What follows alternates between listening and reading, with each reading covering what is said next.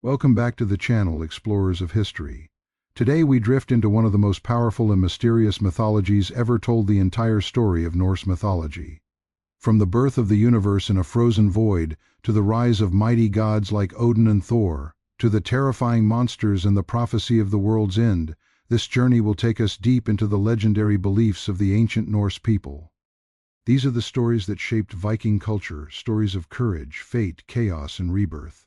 In this video we will explore how the world was created from the body of a giant, how the gods built their heavenly realm, how humanity first appeared on earth, and how a prophecy known as Ragnarök foretold the final battle that would shake the entire universe.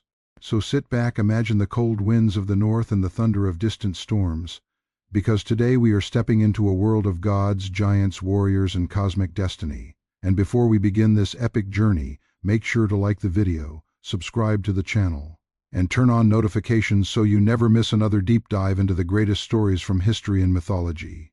Now let's begin the story. Long before written history reached the cold northern lands of Europe, before kingdoms rose in Scandinavia, and before Viking ships carved their paths across the icy seas, the people of the north lived in a world surrounded by mystery. Harsh winters, roaring storms, endless forests, towering mountains, and the violent power of the ocean shaped their everyday lives. To them, nature was not silent or lifeless. The thunder had a voice, the wind carried spirits, and the earth itself seemed alive with unseen forces. Out of this powerful relationship with nature grew a rich collection of stories that explained the origin of everything around them. These stories formed what we now call Norse mythology, a vast system of legends filled with gods, giants, magical beings, and cosmic battles that would ultimately shape the culture, beliefs, and identity of the Norse people. Unlike many ancient religions that describe creation as a calm or divine act, Norse mythology began with something far more mysterious and unsettling. In the beginning, before the stars, before the oceans, before even the concept of time itself, there existed nothing but a vast, silent emptiness. This endless void was known as Jörmungandr. It was neither light nor dark, neither warm nor cold. It was a place where nothing had yet taken form, a cosmic gap separating two opposite forces that would soon collide to create the universe. On one side of this enormous void existed a realm of fire and unstoppable heat known as Muspelheim. Muspelheim was not simply a land of flames, it was a place where fire itself seemed alive, constantly moving and expanding with destructive energy. Rivers of lava flowed endlessly, and the air shimmered with unbearable heat. This fiery realm represented pure chaos and unstoppable power, the raw energy that would eventually help spark the birth of creation. Muspelheim was ruled by a terrifying and ancient being known as Surtur. Surtur was a colossal fire giant, a guardian of the burning world who carried a sword made entirely of living flame. According to Norse prophecy, Surtur would one day march from Muspelheim at the end of time and set the entire universe ablaze during the final battle of the gods. But in the earliest moments of creation, Surtur simply watched over the blazing realm, guarding the powerful forces that lay within it. Opposite Muspelheim, on the other side of Jörmungandr, existed a completely different kind of world. This realm was Niflheim, a land of endless frost, shadow, and freezing darkness. If Muspelheim represented uncontrollable fire and chaos, Niflheim represented cold, silence, and stillness. Thick fog covered the landscape, and enormous glaciers stretched across the frozen ground. Deep within Niflheim flowed poisonous rivers that slowly froze into layers of ice. These rivers carried a chilling substance known as a livigar, deadly streams that crept slowly toward the center of the void. Over time, the icy winds of Niflheim pushed frost and frozen mist outward into the emptiness of Jörmungandr. For countless ages, the fire of Muspelheim and the frost of Niflheim moved slowly toward one another across the endless void. Eventually, these two forces collided within Jörmungandr. When the scorching heat from Muspelheim touched the frozen rivers of Niflheim, something extraordinary happened. The ice began to melt. Drops of water formed within the darkness of the void, and from those melting drops something alive began to emerge. Out of the mixture of fire and frost, the first living creature in the Norse universe came into existence. This being was the giant Ymir. Ymir was not simply a giant in the way we imagine giants in fairy tales. He was enormous beyond comprehension, a primordial being whose existence marked the very beginning of life itself. In many ways, Ymir represented the untamed forces of nature, a creature born from chaos rather than divine intention. As the first living being, Ymir existed alone in the empty universe, surrounded only by the vast darkness of Jörmungandr. But his existence would soon lead to the creation of many other beings. Alongside Ymir, another creature appeared within the melting ice of creation. This creature was unlike anything else in mythology, a massive cosmic cow known as Othumbla. Othumbla was enormous and powerful, yet peaceful. From her udders flowed 4 great rivers of milk that nourished the giant Ymir and sustained life during these earliest moments of the universe. Without Othumbla, Ymir might never have survived. But the great cosmic cow also needed nourishment. Unlike Ymir, who fed on her milk, Othumbla found her food within the icy landscape itself. She survived by licking the enormous blocks of salty ice that had formed from the frozen rivers of Niflheim. As she slowly licked the ice day after day, something remarkable began to happen. Within those frozen blocks of salt and frost, another being was hidden. On the first day of licking the ice, strands of hair appeared beneath the frozen surface. On the second day, the shape of a head became visible. And by the third day, the ice finally cracked open, revealing a fully formed figure emerging from within it. This being was Beri, the first of the divine race that would eventually become the gods. Beri was strong, powerful, and very different from the giant Ymir. While Ymir represented chaos and primal forces, Beri symbolized order and divine authority. His appearance marked the beginning of a new power within the universe. Beri would go on to have a son named Bor, and Bor would later become the father of 3 extraordinary brothers who would change the fate of the entire cosmos. These brothers were destined to overthrow the giants and reshape the universe into a structured world. But at this early stage of existence, the giants still dominated creation. While Ymir rested and fed on the milk of Othumbla, something strange happened during his sleep. From the giant's own body, new beings began to form. From the sweat under his arms, 2 giants appeared. From his legs, another giant was born. These beings became the ancestors of the giant race known as the Jörmungandr. The Jörmungandr were powerful, mysterious beings who would later become the enemies of the gods. They represented the wild and uncontrollable aspects of nature: storms, darkness, chaos, and destruction. Many of them were massive creatures with incredible strength, while others possessed magical powers and ancient knowledge. At this point in the story of creation, the universe was still a strange and incomplete place. There was no sky above, no earth beneath, and no oceans or mountains. There were no humans, no animals, and no civilizations. Instead, the universe consisted only of the great void of Jörmungandr, the fiery realm of Muspelheim, the frozen lands of Niflheim, the giant Ymir and his growing race of giants, the cosmic cow Othumbla, and the newly revealed ancestor of the gods, Beri.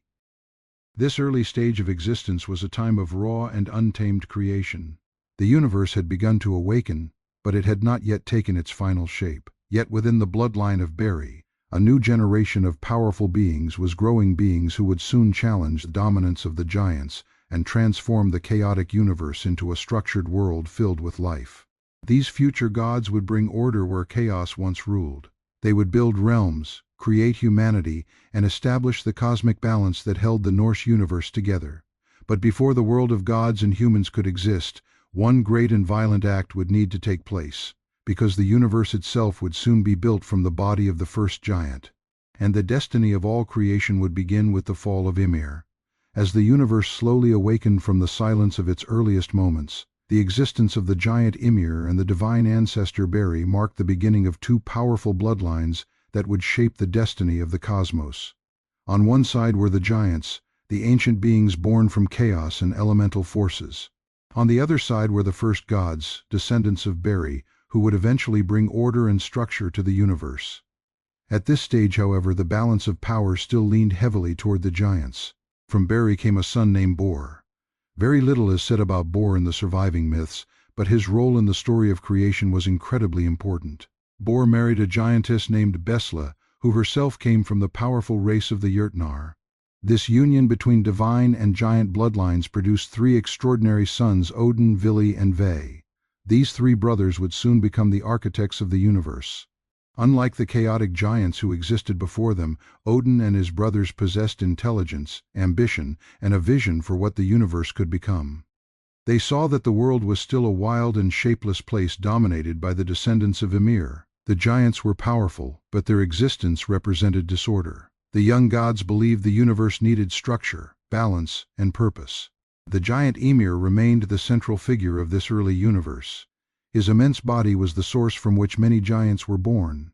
As he slept, new giants formed from his sweat and flesh, spreading throughout the dark void. The race of giants multiplied quickly, and their presence filled the growing universe with unpredictable and sometimes destructive forces. Odin and his brothers watched this expansion carefully. They understood that if the giants continued to dominate existence, the universe would remain chaotic forever. There would be no stable world, no sky, no earth, and certainly no place where life as they imagined it could thrive. So the three brothers made a decision that would forever change the fate of creation. They chose to challenge Ymir. This was no small act of rebellion. Ymir was the first living being and the ancestor of all giants. His size and strength were beyond anything that had yet existed in the universe. But Odin, Vili, and Ve believed that the future of creation depended on confronting him. The battle that followed was one of the most important moments in Norse mythology. Although the ancient texts provide only brief descriptions, the consequences of that battle echo through every part of the Norse universe. The three brothers attacked Ymir and a terrible struggle began. The clash between the primordial giant and the young god shook the early cosmos. In the end, the brothers succeeded in defeating Ymir. When the giant fell, something extraordinary happened. So much blood poured from Ymir's body that it flooded the entire world of giants. The ancient stories say that this great flood drowned nearly all of the Jörmungandr, wiping out most of the giant race in a single catastrophic event. Only a few giants survived by escaping the flood, and they would later become the ancestors of the giants who continued to oppose the gods. But the death of Ymir was not simply the end of a giant. It was the beginning of the world itself. As the enormous body of the fallen giant lay within the void of Jörmungandr Gap, Odin and his brothers saw an opportunity. Instead of allowing the body to decay into nothingness, they decided to use it to build the structure of the universe. Piece by piece, they began transforming Ymir's body into the world. From Ymir's flesh, they created the land. The earth itself was formed from the massive layers of his body, spreading across the void and becoming the foundation of the world. From his blood, the gods formed the seas, rivers, and oceans. The vast waters that would later surround continents and shape the planet came from the blood of the first giant. From Ymir's bones, the gods created mountains. These towering formations rose across the land, forming the dramatic landscapes that would one day define the northern world. From his teeth and broken bones, the gods formed stones, cliffs, and rocky terrains scattered across the earth. Even Ymir's hair became part of creation. The gods used it to form forests and vegetation that would one day cover the land. But perhaps the most extraordinary transformation involved the giant's skull. The three brothers lifted Ymir's enormous skull high above the newly formed earth and used it to create the sky. This massive dome became the heavens that stretched above the world. To ensure that the sky remained in place, the gods placed 4 powerful dwarves at its corners. These dwarves were named Northri, Southri, Austri, and Vestri, representing north, south, east, and west. Their task was to hold up the sky and maintain the balance of the universe. At this point, the earth and sky existed, but the heavens were still dark and empty. The gods turned their attention toward the sparks that flew from the fiery realm of Muspelheim. These glowing embers drifted into the sky, and the gods carefully placed them within the heavens. These sparks became the stars. Each star shining in the night sky was believed to be one of these fiery fragments from Muspelheim, carefully positioned by the gods to illuminate the darkness. The gods also created 2 celestial bodies to travel across the sky. One would bring light to the day, and the other would guide the night. Thus the sun and the moon were set into motion, beginning their endless journey across the heavens. But the gods were not finished shaping the universe. They knew they needed a place where they themselves could live, a realm separate from the chaotic giants and the developing world below. So they built a magnificent kingdom high above the earth. This realm was Asgard, the home of the gods. Asgard was envisioned as a powerful fortress filled with shining halls, sacred temples, and divine power. From this realm, the gods would rule the universe and watch over the worlds below. Yet the gods also created another realm, one that would play a central role in the future of creation. This realm was Midgard. Midgard was the world of humans, though at this stage no humans yet existed. The gods prepared it as a place where mortal life could eventually grow and flourish. To protect Midgard from the surviving giants who still lived beyond the edges of the world, the gods constructed a powerful barrier around it.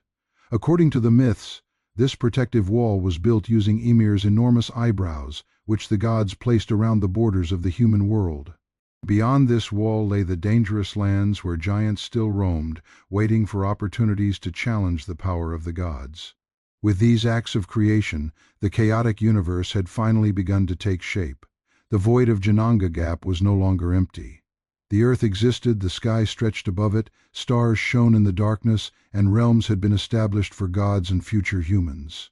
The transformation was extraordinary. From the body of a single giant, an entire universe had been built. Yet despite all these achievements, something important was still missing from creation.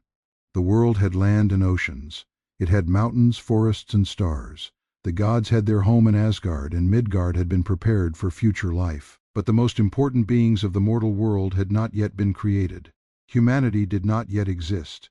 The gods would soon walk across the newly formed earth, and during one of these journeys they would encounter two simple objects that would change the future forever. Two pieces of wood lying on a quiet shoreline would soon become the first man and woman. And from them the entire human race would begin. The universe that had once been nothing more than a silent void had now begun to take shape. The earth had been formed from the body of the giant Ymir. The sky stretched overhead from his massive skull, the oceans filled the deep spaces carved by his blood, and the first divine realm had been built high above the world. The young gods, led by Odin, had successfully transformed chaos into structure. Yet even though the world now had mountains, rivers, forests, and stars, it was still strangely empty. No humans walked across the land, no voices echoed through the forests, and no civilizations existed to experience the beauty and danger of this newly formed world. The gods observed the world carefully. They had created realms for themselves, and had built a place prepared for future life known as Midgard. But Midgard still lacked the beings it was meant to shelter. The gods understood that if the universe was truly to flourish, it needed creatures capable of thought, emotion, creativity, and growth. These creatures would experience the world in ways even the gods themselves did not. They would struggle, survive, build communities, and leave their own mark upon the earth. One day, as Odin and his brothers walked along the coastline of Midgard, they came across a quiet beach where the waves slowly rolled against the shore. The wind carried the scent of salt and distant forests, and the newly created land was still untouched by civilization. As the gods walked along the sand, they noticed two objects lying near the water. They were nothing more than two pieces of driftwood. To an ordinary observer, these pieces of wood might have seemed insignificant. They had likely been carried across the ocean by storms and currents, eventually washing ashore on the quiet coastline. But to the gods, these pieces of wood held potential. Within them, Odin and his brothers saw the possibility of life. The first piece of wood was shaped roughly like a human form, with the suggestion of arms and legs emerging from its natural curves. The second was slightly smaller but similar in shape. The gods picked up these pieces of driftwood and began to transform them. The process of creating humanity was not a simple act. Each of the three brothers contributed something essential to the creation of the first humans. Odin was the first to act. As the leader of the gods and the one most deeply connected to wisdom and knowledge, Odin gave the two wooden figures the most important gift of all life itself. He breathed into them the breath of existence, filling their bodies with the energy that allowed them to live and move. Next came Vili, who granted the figures intelligence and consciousness. Through Vili's gift, the two beings gained the ability to think, understand the world around them, and experience emotions. Finally, Ve gave them their physical senses and outward form. He shaped their bodies so they could see, hear, speak, and interact with the world. He also gave them appearance and identity, transforming the simple pieces of driftwood into fully formed human beings. When the gods finished their work, the two figures were no longer lifeless wood. They had become the first humans. The man was named Ask and the woman was named Embla. Ask and Embla stood upon the shores of Midgard as the first representatives of humanity. They were the ancestors from whom all future humans would descend. In Norse mythology, their creation marked the beginning of human life and the start of the human story. The gods placed Ask and Embla within Midgard, the middle world that had been prepared as a home for humanity. Midgard existed between the divine realm of the gods and the dangerous territories where giants lived. It was meant to be a place where humans could survive, grow, and build their own societies. To ensure that humans would not be immediately overwhelmed by the powerful giants who still existed in distant lands, the gods had already created a protective barrier around Midgard. According to the ancient myths, this wall was constructed using the enormous eyebrows of the giant Ymir, forming a defensive boundary between the human world and the chaotic regions beyond. Beyond this barrier lay lands filled with mysterious creatures and powerful giants. But within Midgard, humans would have the opportunity to build villages, explore forests, and slowly expand their presence across the world. Above Midgard stood the realm of the gods themselves, known as Asgard. Asgard was a magnificent kingdom where the gods lived in great halls and watched over the universe they had created. From this divine realm, Odin and the other gods could observe both the human world and the distant lands of giants. The connection between Asgard and Midgard was not merely symbolic. The two realms were physically linked by a remarkable structure known as Bifrost. Bifrost was a glowing bridge that stretched between the world of the gods and the world of humans. To mortal eyes, it appeared as a shimmering rainbow arching across the sky, but to the gods, it was a pathway that allowed them to travel between realms. The bridge was said to glow with brilliant colors and immense power. It connected heaven and earth, allowing the gods to visit Midgard and interact with humanity when necessary. However, Bifrost was also fragile in a cosmic sense, and ancient prophecies foretold that it would eventually shatter during the final events of the universe. Yet even beyond Asgard and Midgard, the Norse universe contained many other realms.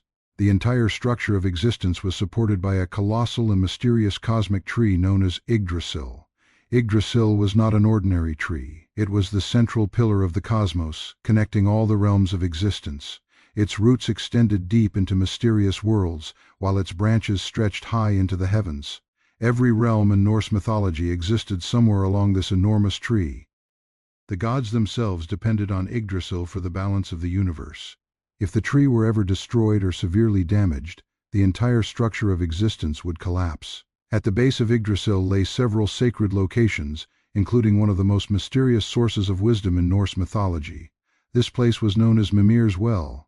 The waters of Mimir's Well contained ancient knowledge and insight into the secrets of the universe. Anyone who drank from the well would gain incredible wisdom, but the price for such knowledge was extremely high. Among the gods, none valued wisdom more than Odin.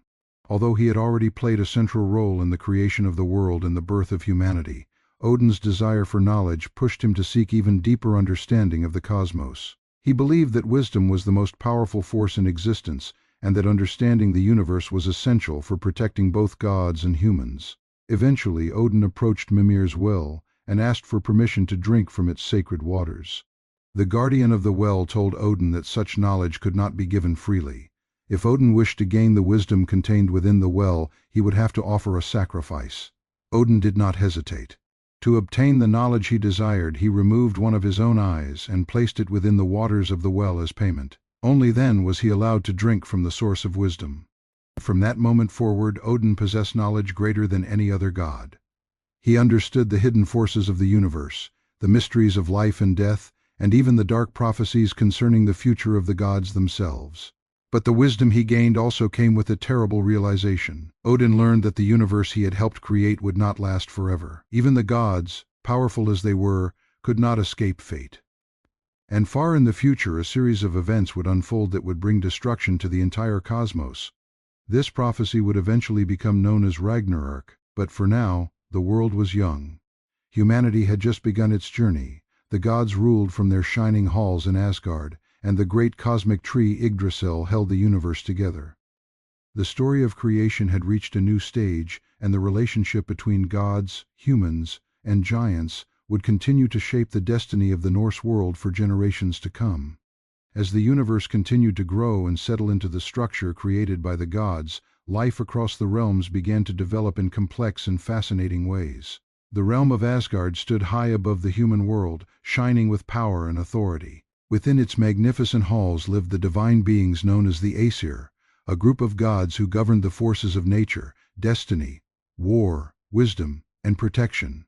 Among them was the ruler and most powerful figure of the Norse pantheon, Odin, whose relentless pursuit of knowledge and understanding made him both a wise leader and a mysterious figure even among the gods themselves. But Odin did not rule alone.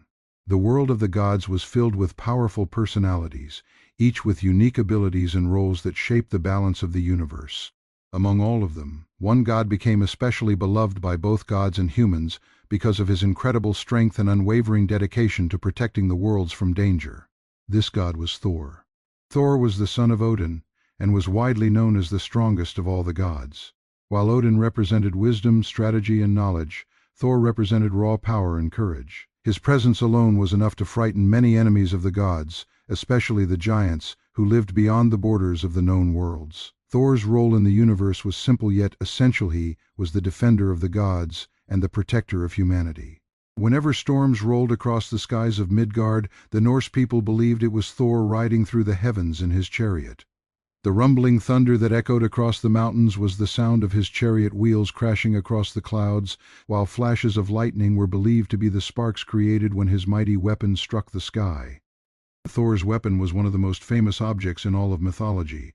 It was the legendary hammer Mjolnir, a magical weapon forged by master dwarven craftsmen.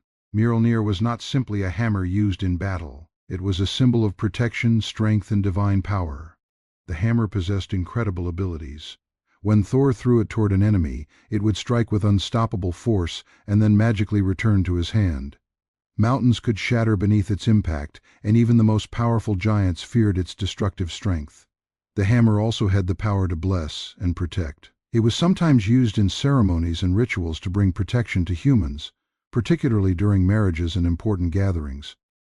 Thor carried Mjolnir with pride, and it quickly became one of the most recognizable symbols of Norse mythology.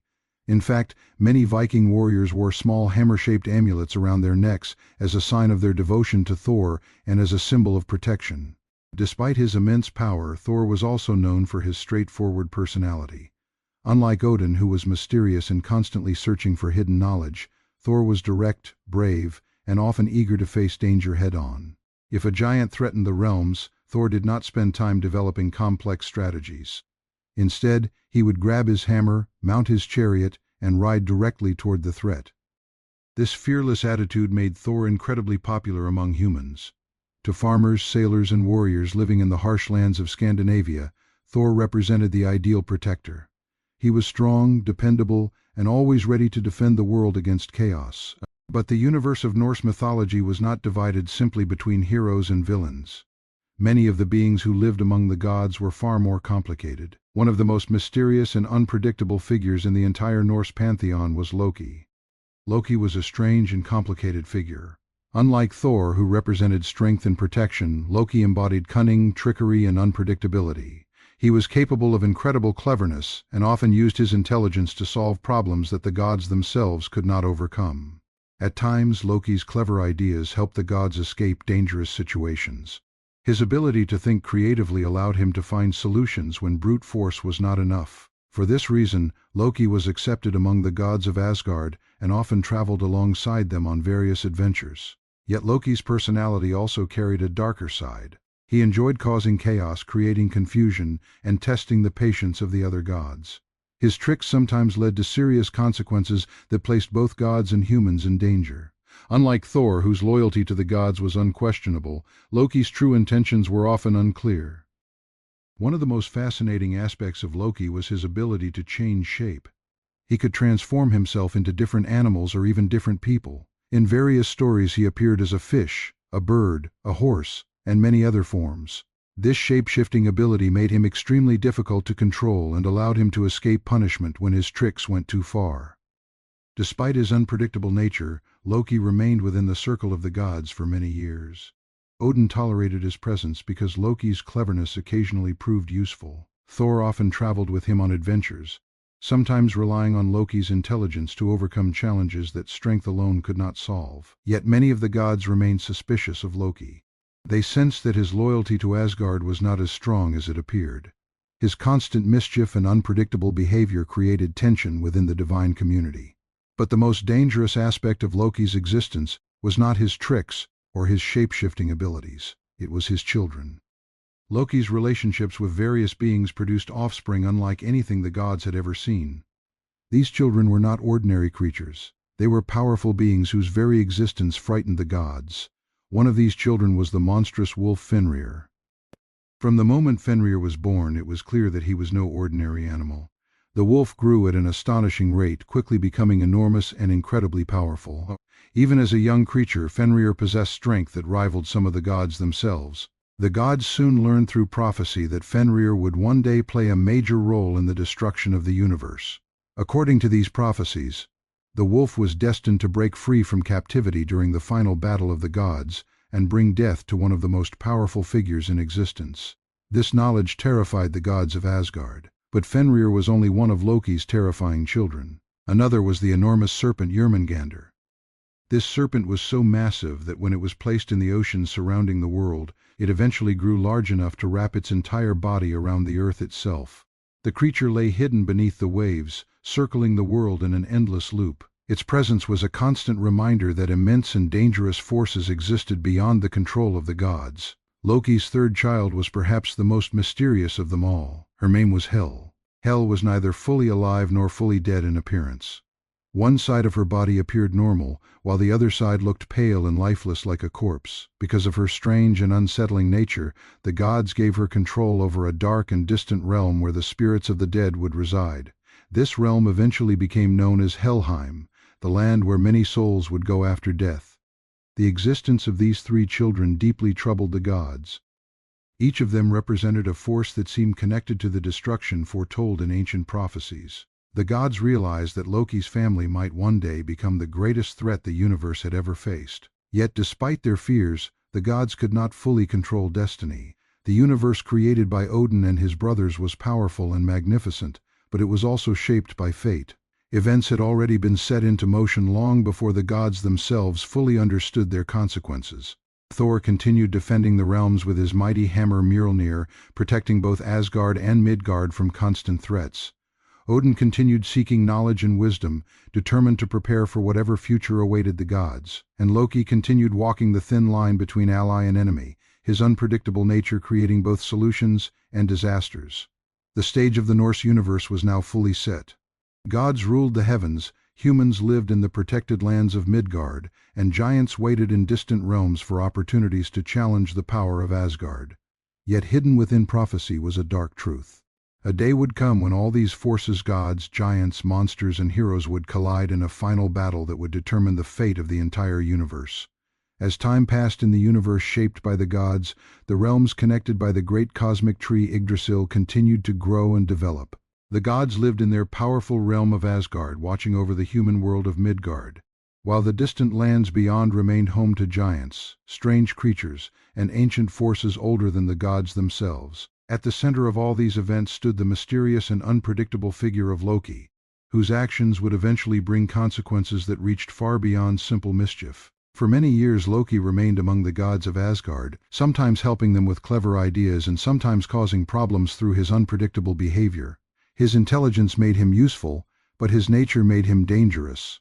Unlike other gods who followed clear rules and loyalties, Loki often acted according to his own desires. This made the other gods uneasy, yet they tolerated him because his cleverness had saved them more than once. However, the greatest threat connected to Loki did not come from his tricks or his ability to transform into different forms. The real danger came from his children. These offspring were unlike ordinary creatures and were tied to dark prophecies that spoke about the destruction of the gods themselves.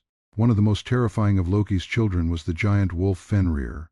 When Fenrir was first born, he appeared to be just another young animal. But the gods quickly noticed that something about this wolf was different. Fenrir grew at an unnatural speed, becoming larger and stronger with each passing day. Soon he was no longer a normal creature but a monstrous beast capable of terrifying power. Even the gods themselves found it difficult to approach Fenrir. The wolf's jaws were enormous, his teeth were sharp as blades, and his strength continued to increase as he matured. Despite this, the gods initially attempted to raise Fenrir within Asgard, hoping they could control or guide him before he became truly dangerous. Among the gods, only one had the courage to feed Fenrir and approach him closely. That god was Thor. Thor was known for his bravery and strong sense of honor, and he believed that even a creature like Fenrir deserved to be treated with fairness. But the gods could not ignore the warnings they had received from prophecy.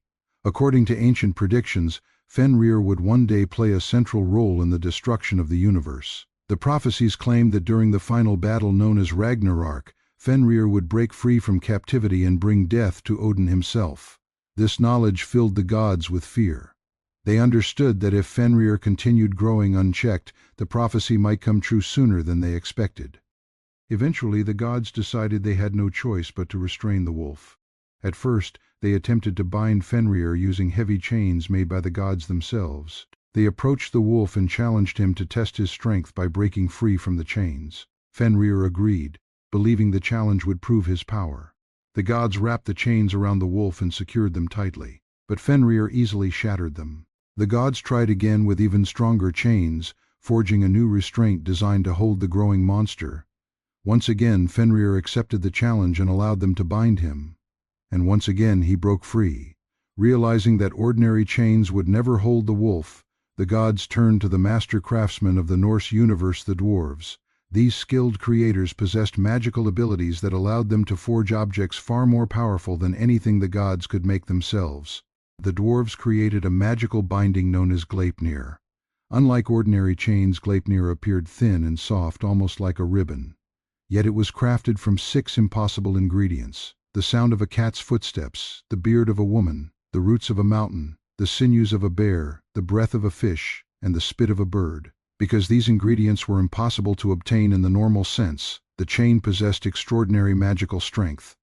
When the gods brought Gleipnir to Fenrir, the wolf became suspicious. He noticed that the chain looked far too weak to hold a creature as powerful as himself. Believing it to be a trick, Fenrir refused to allow the gods to bind him unless one of them placed a hand inside his mouth as a sign of trust. The gods hesitated. They knew that if Fenrir realized he had been trapped, he would bite down with devastating force. But Tyr stepped forward without fear. Tyr placed his hand inside Fenrir's mouth while the other gods wrapped the magical chain around the wolf. When Fenrir struggled to break free, he quickly realized that Gleipnir could not be broken. In that moment he understood that the gods had deceived him. Enraged, Fenrir slammed his jaws shut, severing Tyr's hand completely. The wolf was now bound, trapped by the magical chain and unable to escape. The gods secured the chain to a massive rock and placed a sword in Fenrir's mouth to keep his jaws open. From that point forward, the monstrous wolf remained imprisoned, waiting for the day when prophecy would allow him to break free. But Fenrir was only one of Loki's children. Another was the enormous serpent Jörmungandr. This creature was so large that when the gods threw it into the ocean surrounding Midgard, it eventually grew big enough to encircle the entire world. The serpent wrapped itself around the earth and lay hidden beneath the waves, gripping its own tail in its mouth. For this reason, Jörmungandr became known as the world serpent. Although it remained mostly hidden beneath the ocean, its presence was a constant threat.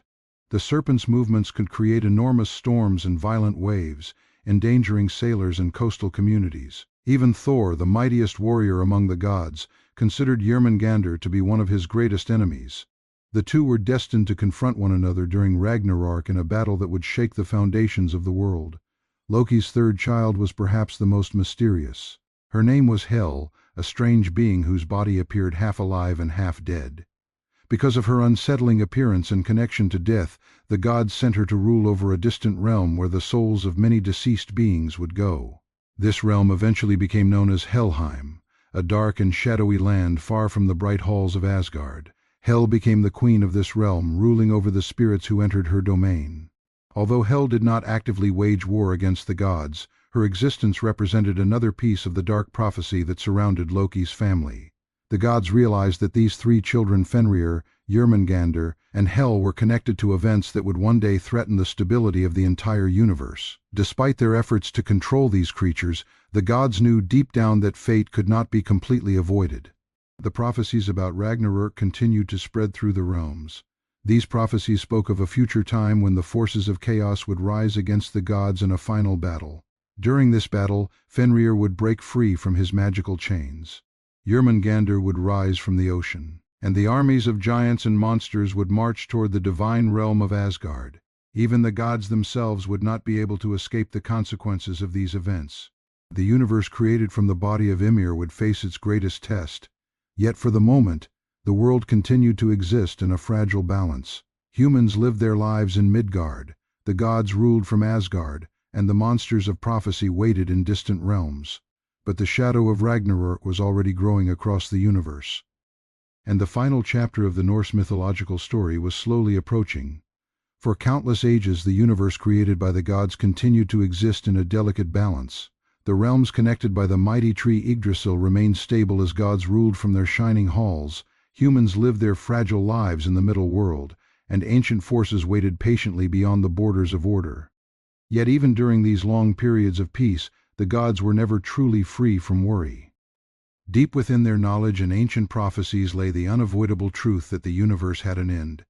That end was foretold in one of the most dramatic and powerful events in mythology, the final cosmic battle known as Ragnarök. The prophecies surrounding Ragnarök were not vague predictions. They described a chain of events that would unfold across the universe, slowly pushing the world toward its final confrontation. According to the ancient stories, the first sign of Ragnarök would not be a battle or a sudden disaster, but a long period of suffering across the human world of Midgard. This terrible time was known as the Fimbulwinter, a winter unlike any other. Snow would fall endlessly, freezing the land for years without a summer in between. Crops would fail, animals would die, and humanity would struggle to survive the relentless cold. Hunger, fear, and despair would spread across the world. Communities would collapse, and people would begin fighting one another simply to stay alive. During this time, the bonds that once held society together would break. Brothers would fight brothers, families would turn against one another, and the moral order of the world would crumble. The harmony that once existed in Midgard would disappear, leaving chaos in its place. While humanity struggled through this endless winter, terrible changes would also begin taking place among the creatures and forces that had long been held back by the power of the gods. The monstrous wolf Fenrir, who had been bound for ages by the magical chain Gleipnir, would finally break free from his imprisonment. The moment Fenrir escaped, his enormous size and strength would terrify all who saw him. His jaws would stretch so wide that one touched the earth, while the other reached the sky. Fire would burn from his eyes and nostrils as he began moving across the world, destroying everything in his path.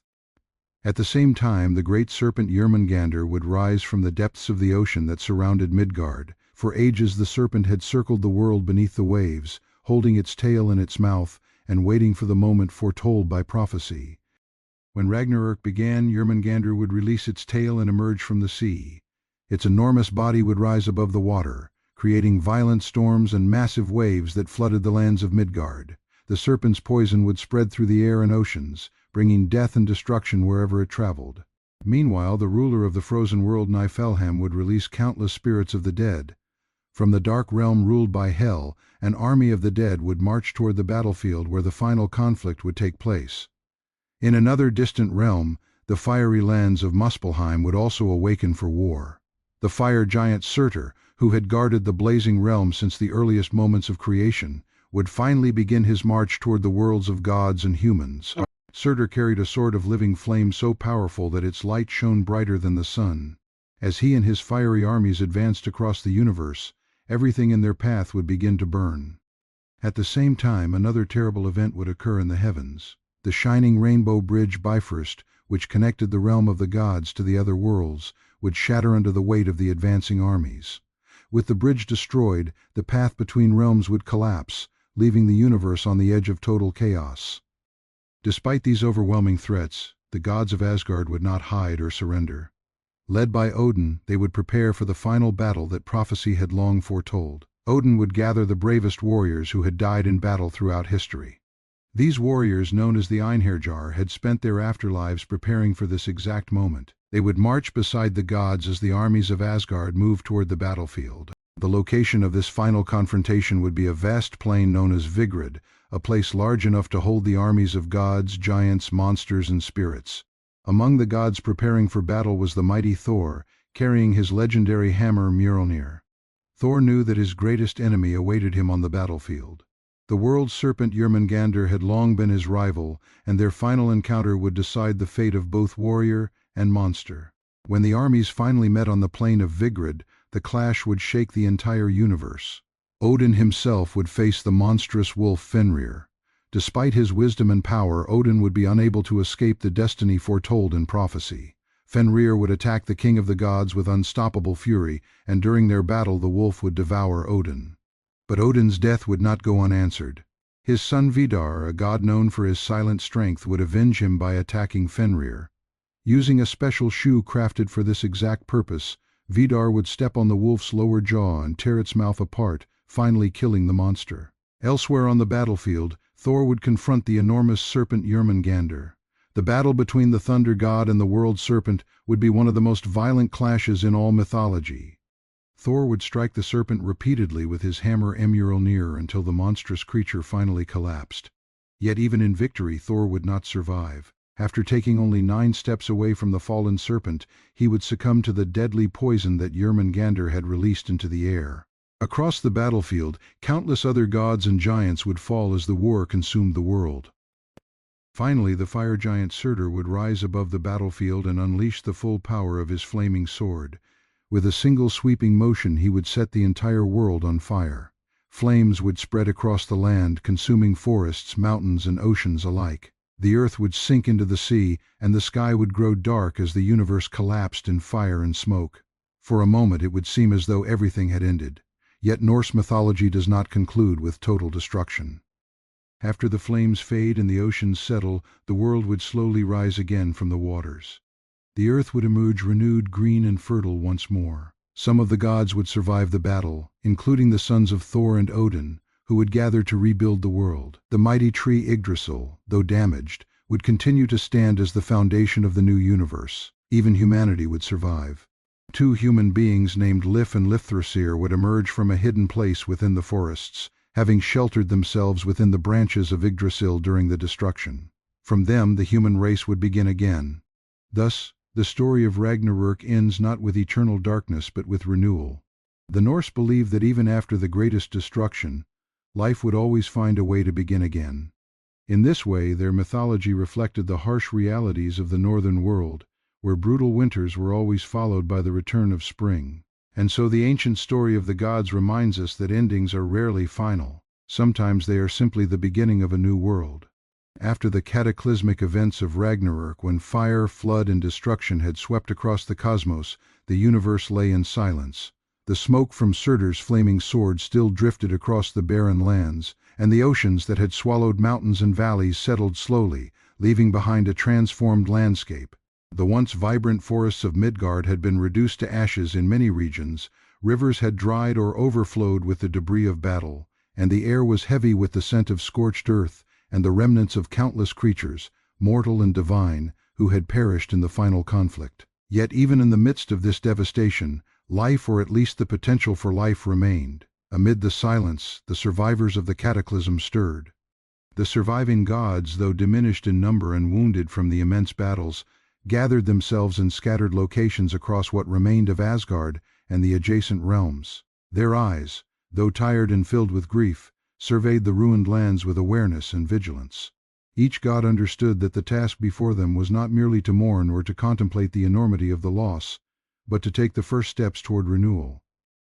Some of the divine halls had collapsed entirely, crushed by the fall of Bifrost or scorched by Surtur's flames.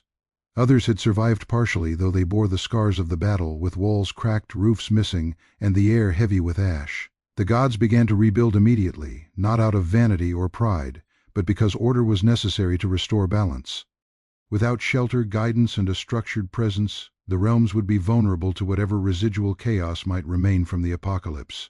The sons and daughters of the old gods, those who had survived by virtue of fate and preparation, became essential in these early days.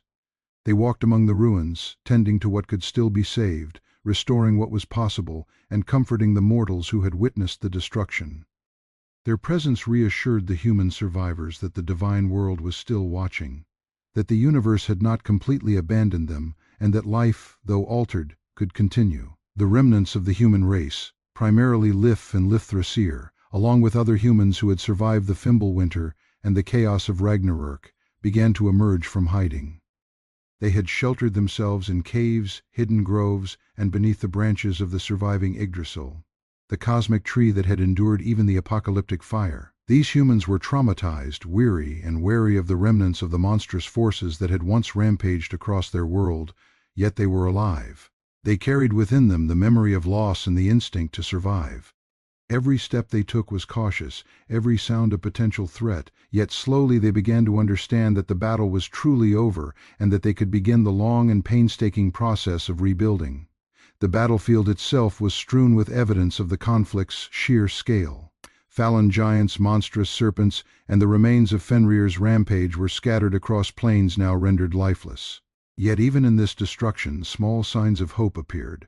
Seeds buried beneath ash began to sprout, small streams emerged from cracked earth, and tiny pockets of flora had survived the flames. These small miracles reminded both gods and humans that the universe, though scarred, was resilient and capable of regeneration. Among the surviving gods, there was also a profound sense of mourning and reflection. The loss of Odin, Thor, and many other gods was felt keenly.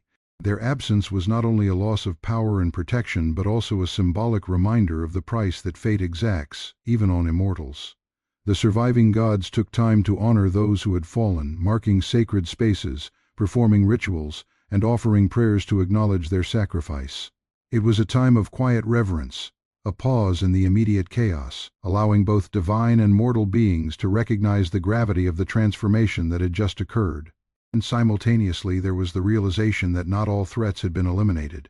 Although Fenrir and Jörmungandr had been defeated, and Surtur's immediate armies destroyed by their own consumption of the world in fire, the universe still contained lingering forces of chaos. The spirits of the dead, released from Helheim and other realms, wandered uncertainly, some restless, some seeking purpose.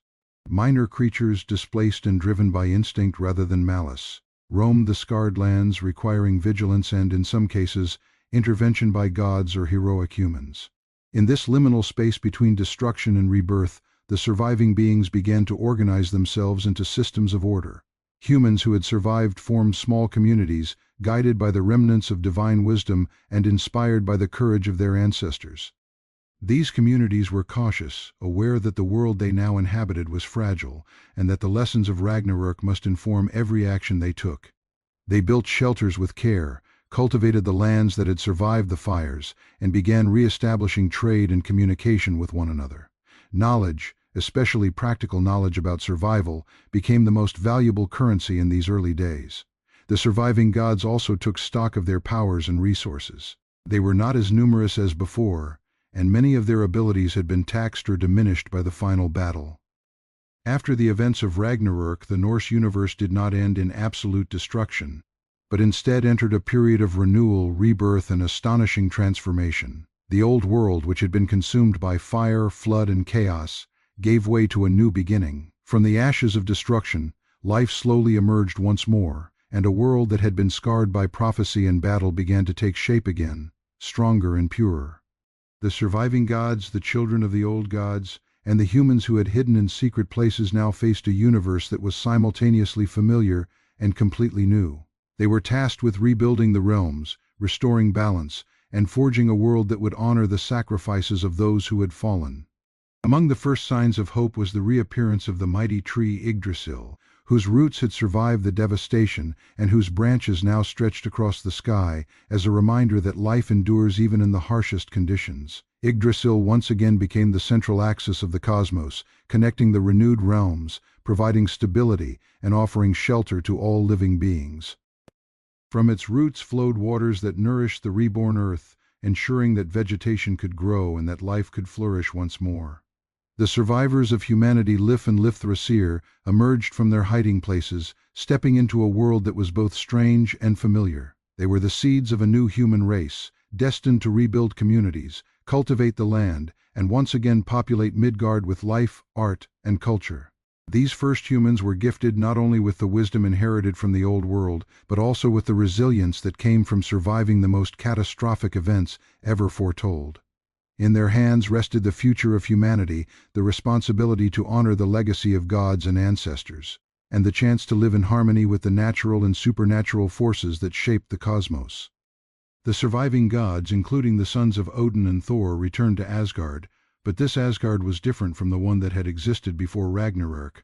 The halls, though scarred, were reforged, shining with a light that symbolized hope and endurance. These gods now ruled with a new understanding of balance, fate, and responsibility, aware that the universe was fragile yet capable of rebirth. The descendants of the old gods, though younger and less experienced, carried forward the essence of their forebears' wisdom and power. They were determined to prevent the mistakes of the past, to govern fairly, and to guide humans as they rebuilt their societies. Even Thor's children, inheritors of his strength and courage, took their place among the new generation of divine guardians, ready to defend the realms from lingering chaos and any threat that might arise.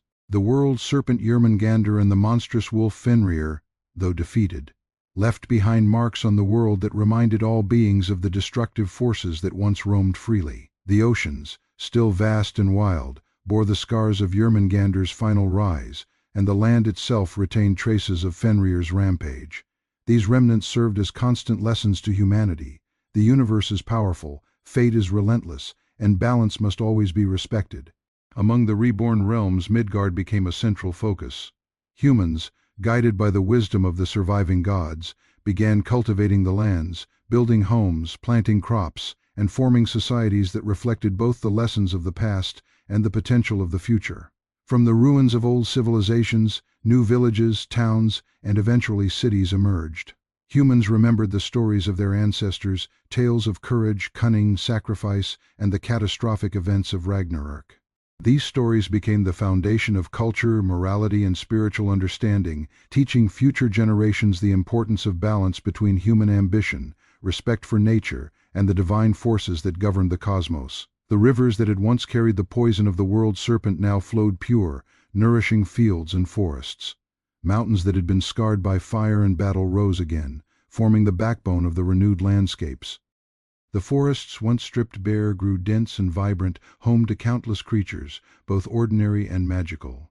Among these magical beings were the spirits and minor gods who had survived the apocalypse. Some returned to serve in Asgard, some became guides for humanity, and others wandered freely, inhabiting the forests, rivers, and mountains, offering protection or challenges to mortals as they rebuilt their lives. The celestial realms, too, were restored. The sun and the moon returned to the sky, shining brighter and more constant than before. Stars reappeared, filling the night with their eternal light, and the new Bifrost shimmered across the heavens as a bridge between divine and mortal worlds. The rainbow bridge, though delicate, symbolized connection and hope, reminding all beings that even after the greatest chaos, the realms could be united and life could continue. With the world renewed, the cycles of life resumed. Humans bore children, communities grew, and with each generation, knowledge accumulated. Crafts, art, music, and storytelling flourished, preserving the history of the old world while adapting to the new. Gods and humans maintained a closer relationship, learning from one another, and creating a balance that honored both divine authority and mortal initiative. Even the lessons of prophecy were not lost. The survivors understood that while Ragnarök had come once, the universe remained governed by cycles of change, destruction, and renewal. They prepared for the possibility of future trials, teaching vigilance, courage, and wisdom as values to sustain life in a world where forces beyond mortal understanding always existed. And yet, within this renewal, new stories began to form. Humans and gods alike discovered that while the universe could endure, it demanded respect, awareness, and cooperation. Heroes emerged among humans, inspired by tales of Odin, Thor, and the other gods. These heroes learned to face challenges with courage, sometimes aided by divine gifts or advice, other times relying on their own ingenuity and strength. Communities became centers of knowledge and culture, preserving the history of Ragnarök while building the foundations for societies that could thrive in the renewed world. Even the minor gods and magical creatures found their place in this emerging order. Spirits of the forests and rivers offered guidance to humans, the Valkyries continued their sacred duty of guiding worthy warriors, and the realms of the afterlife, including Helheim, maintained their essential functions, ensuring that the cycle of life, death, and renewal remained intact. Over time, the memory of the old world and the horrors of Ragnarök became part of the collective consciousness of humans and gods alike. They learned that destruction, though devastating, could lead to renewal, and that every act of creation carried with it both responsibility and potential danger. In this reborn universe, the lessons of the past shaped the decisions of the present, guiding the behavior of gods and humans as they rebuilt their world. With the tree Yggdrasil once again standing as the axis of the cosmos, connecting Asgard, Midgard, and the other realms, life flourished. Humans spread across Midgard, cultivating lands, discovering new regions, and forming cultures that reflected the values and stories passed down through generations. Gods watched over these humans, intervening when necessary and maintaining the balance that had been so nearly destroyed.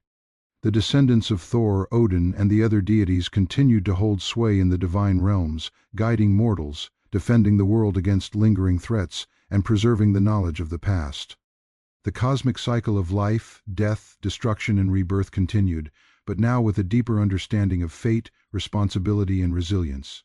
And as centuries passed, the stories of the gods, monsters, heroes, and humans became the myths that were told around fires and in halls, preserving the memory of creation, chaos, sacrifice, and renewal for all who would come after. In this way, the Norse universe, born from the body of a giant, shaped by the hands of gods, scarred by prophecy, and renewed after apocalypse, demonstrated the eternal cycle of existence. Creation and destruction intertwined, despair followed by hope, and endings that always contained the seed of a new beginning. Life in the post-Ragnarök world continued, marked by vigilance, reverence for the divine, courage in the face of adversity, and the ever-present knowledge that even the greatest catastrophe could give rise to renewal. The surviving humans and gods worked together to ensure that the world would not simply fall into chaos again. They established systems, traditions, and protective measures, learning from the past and preparing for the uncertain future. Nature itself seemed to cooperate in this renewal, with forests, rivers, mountains, and seas growing abundant and resilient, providing for humanity while reflecting the majesty of the gods who had restored order. And so, as centuries passed and generations multiplied, the world that had been almost destroyed during Ragnarök became a place where stories, legends, and life itself could continue. Gods walked among humans less frequently, but their presence was felt in storms, harvests, victories, and guidance. Heroes rose among humans, learning from the tales of gods and monsters, and carrying forward the wisdom and courage necessary to thrive in a universe where chaos was always just beyond the horizon. The cycle of Norse mythology, therefore, was not merely about destruction and despair. It was a reflection of life itself, where every ending carries the potential for a new beginning, and where the courage, wisdom, and resilience of gods and humans alike can restore balance to even the most shattered worlds. The universe after Ragnarök was a place of hope, renewal, and endless possibilities, where the lessons of the past informed the actions of the present, and where every being divine, mortal, or magical played a role in the continuing story of creation, destruction, and rebirth. This new age, though born from catastrophe, became a testament to the enduring power of life, the necessity of balance, and the eternal connection between gods, humans, and the cosmos. And there you have it, the epic journey of Norse mythology, from the birth of the cosmos and the creation of humanity to the mighty gods, terrifying monsters, and the final battle of Ragnarök, followed by renewal and rebirth. These stories remind us of the cycles of life and the enduring power of courage, wisdom, and resilience. If you enjoyed this deep dive into the world of gods, giants, and heroes, don't forget to like this video, share it with fellow history and mythology enthusiasts, and subscribe to the channel for more legendary stories from the past. Hit the notification bell so you never miss an adventure into the myths that shaped civilizations and continue to inspire us today. Thank you for watching, and until next time, keep exploring the worlds of history, myth, and imagination.